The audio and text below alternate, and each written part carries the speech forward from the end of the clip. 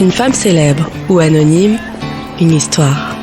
Parole de femme, un podcast réalisé en partenariat avec Skoda. Parole de femme.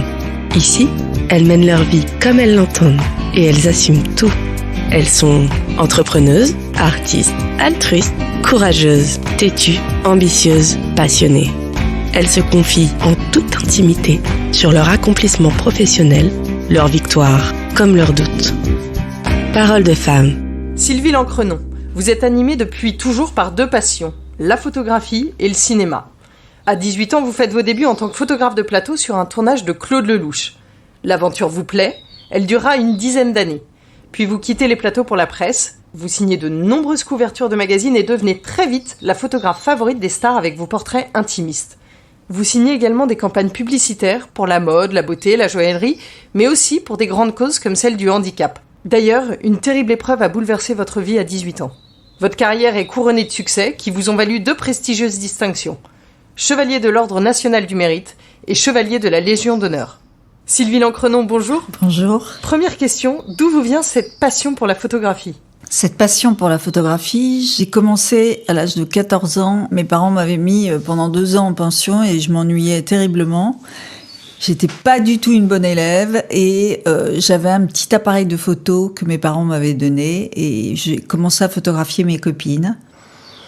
Et la chance, j'avais une amie dans la pension qui avait des frères qui avaient tous les appareils pour développer, parce que c'était évidemment de l'argentique. Et donc le week-end, on passait nos week-ends à développer et à tirer des photos. Donc j'ai commencé la photo en regardant les photos très moches que je faisais, et donc ça apprend tout seul, mais c'est vrai que ça a commencé à 14 ans. Vous commencez votre carrière à 18 ans sur un plateau de tournage de Claude Lelouch. Quel souvenir vous laisse cette première expérience ? J'ai eu beaucoup de chance. À 18 ans, j'ai eu la chance de rencontrer Lelouch. C'était au moment où je me demandais s'il fallait faire une école de photo à Vevey, en Suisse. C'était l'école réputée. Et il m'a dit « Oh là là, surtout pas, viens faire un stage de photographe de plateau sur mon tournage dans 3 mois. » Donc j'ai sauté sur l'occasion. Il m'a dit c'est un très beau métier pour une femme, voilà. Et d'ailleurs sa femme actuellement est photographe de plateau sur ses films, c'est drôle. Photographe de plateau, je ne savais pas du tout ce que c'était quand j'ai rencontré Claude Lelouch.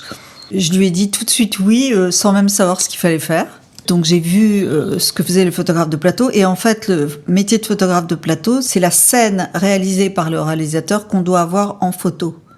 Donc je faisais la photo de plateau et puis des photos un peu en dehors du tournage, des acteurs en train de parler avec le réalisateur. Donc j'ai commencé sur le tas, en connaissant personne à part Lelouch. J'ai été la stagiaire.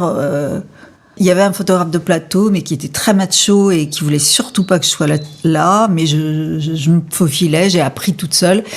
Et je crois que j'ai regardé Lelouch travailler. Et ça m'a fascinée, quoi. Ensuite, tout s'enchaîne. Vous êtes notamment photographe sur le film L'été meurtrier avec Isabelle Adjani et Alain Souchon. Vous côtoyez les plus grandes stars du cinéma, comme Louis de Funès. Est-ce qu'à un moment, on ne rêve pas de lâcher l'appareil photo pour la caméra ? À l'époque, quand j'étais photographe de plateau, non, ça m'est jamais venu de penser à être réalisateur. Non, pas du tout.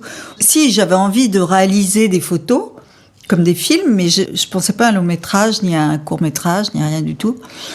Mais maintenant, si, bien sûr, plus j'évolue et plus j'ai envie, ça me chatouille de plus en plus, oui, complètement. Vous quittez les plateaux, mais pas le cinéma, puisqu'aucune actrice ou acteur n'a échappé à votre objectif. Louis Garrel, Vincent Cassel, Fabrice Lucchini, Eva Green, Isabelle Huppert, Charlotte Gainsbourg, Laetitia Casta, Johnny, Sophie Marceau. On ne peut pas tous les citer. Bref, toutes les stars vous réclament pour se faire photographier. Comment est-ce que vous l'expliquez ? Quand j'ai quitté Lelouch, j'ai commencé un film, après un autre film. Et après, bon, si vous êtes pas trop mauvais, si vous êtes bon, si vous êtes sympa, vous devenez indispensable. Il faut être bon en photographe. Il faut aller très très vite. Et ça me plaisait beaucoup. Après, j'ai volé de mes propres ailes. Et j'ai eu de la chance parce que, voilà, le cinéma aimait bien ce que je faisais. Enfin, le cinéma, le long métrage. Donc, j'ai réussi à devenir indispensable, on va dire, peut-être. Moi, je m'amusais beaucoup, j'apprenais. Et puis quand j'ai commencé dans les journaux, je connaissais absolument personne, c'était un autre monde. J'étais folle d'ailleurs de quitter comme ça un terrain où je connaissais tout le monde et où je pouvais voler de mes propres ailes.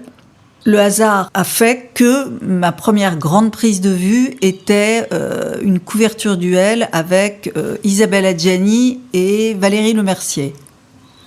Donc avant, j'avais fait des petits portraits, un portrait par-ci, un portrait par-là. Bon, j'ai toujours voulu aller vite et voilà, moi j'ai besoin d'être nourrie tout le temps par mon métier. Et donc j'ai commencé à faire des stars. Et de plus en plus de stars. J'adore les comédiens parce que j'ai été nourrie par les photographes de plateau où vous êtes vraiment proche d'eux. J'ai pris le temps d'étudier toutes leurs attentes, leurs angoisses, tout ça. Je les connais par cœur, en fait.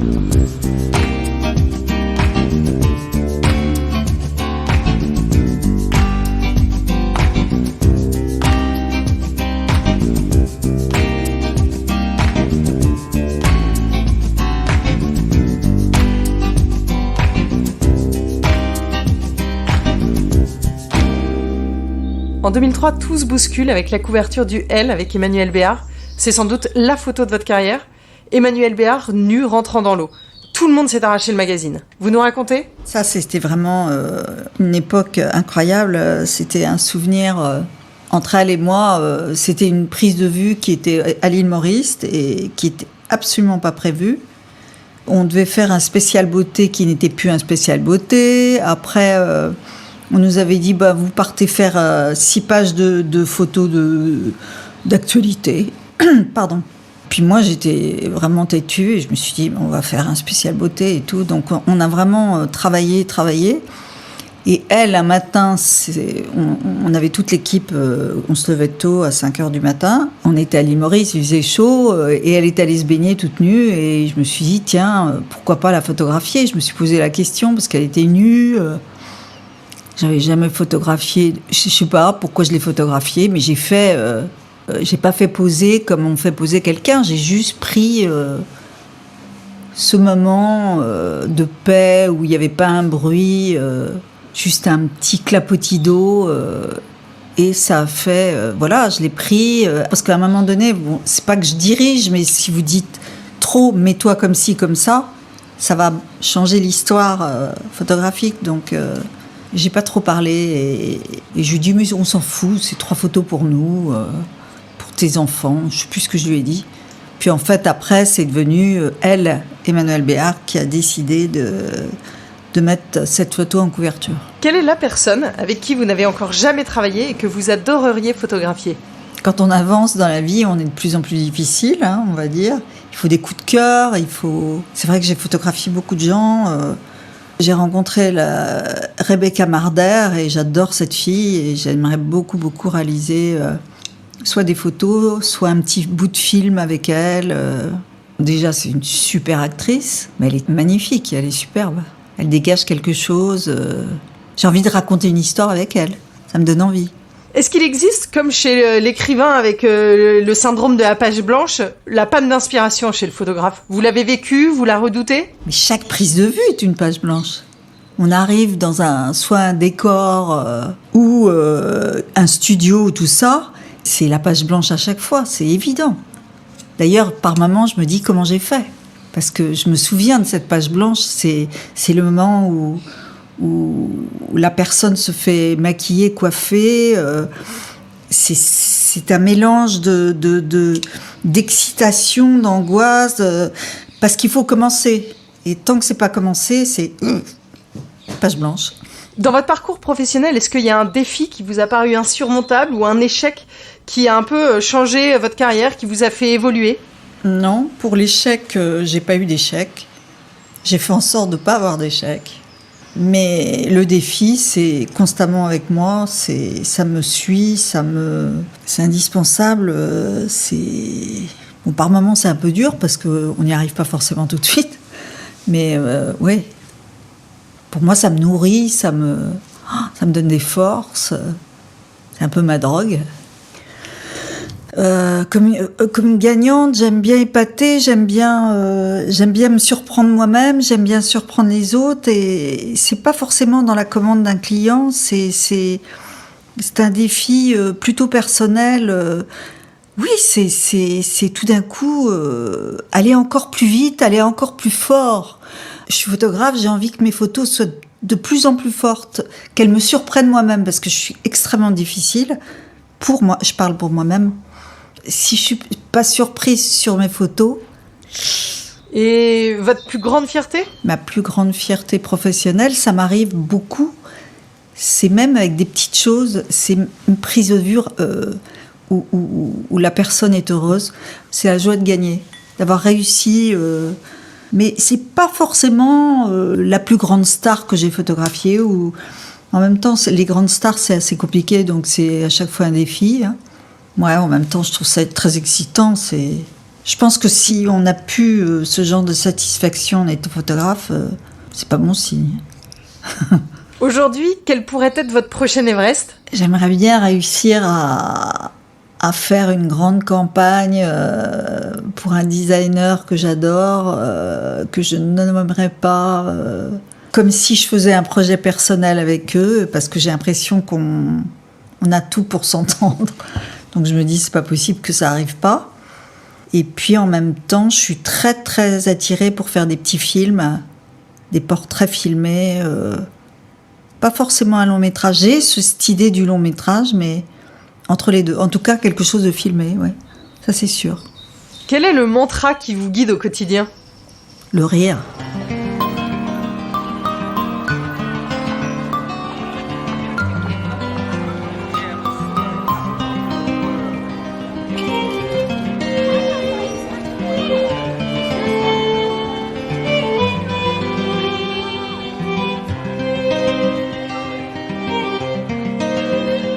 En 2021, vous publiez Ombre et Lumière, un livre aussi intime que les portraits que vous réalisez.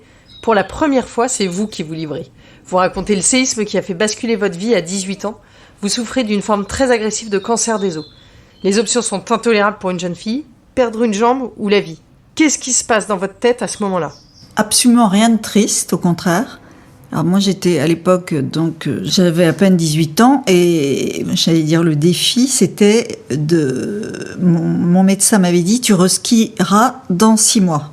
Et là j'ai dit ok, donc ça m'a permis de signer parce qu'il faut signer quand on a 18 ans pour se faire opérer. Et la première chose que j'ai fait quand je suis sortie de l'hôpital, ou de rééducation, c'est d'aller reskier. Donc je me suis mis dans une station dans les Pyrénées où je connaissais personne et je me suis enfermée avec des gens que je connaissais pas du tout. Et j'ai reskié. J'ai dit si je reskie, ma vie peut recommencer. Et elle a recommencé. Donc j'ai reskié. J'ai retrouvé ma bande de copains dans les Alpes. Et là, je me suis mis à commencer le photographe de plateau. Est-ce que cette épreuve a fait de vous une personne ou une photographe différente de celle que vous auriez été sans ce handicap ? Ça, c'est évident. Totalement évident. Même à se demander si j'aurais été... Comment j'aurais suivi la photographie, je ne sais pas. Pour moi, c'est quelque chose que... Ça a été la charnière au moment où j'ai commencé à travailler. Pour moi, c'était évident que... Oui, il ne fallait pas arrêter, quoi. C'est une espèce de... Puis mon métier, il faut dire aussi, m'a beaucoup aidé. Enfin, mon métier qui n'était pas un métier au début... J'étais juste stagiaire, m'a énormément aidée pour accepter ma jambe. Pas accepter, non, c'est pas un bon mot, mais à 18 ans, on est inconscient, donc c'est très bien. Mais je pense que le travail était hyper important. Ça faisait partie de mon... Je vais dire un truc complètement dingue, mais c'est un peu ma deuxième jambe, quoi. Voilà.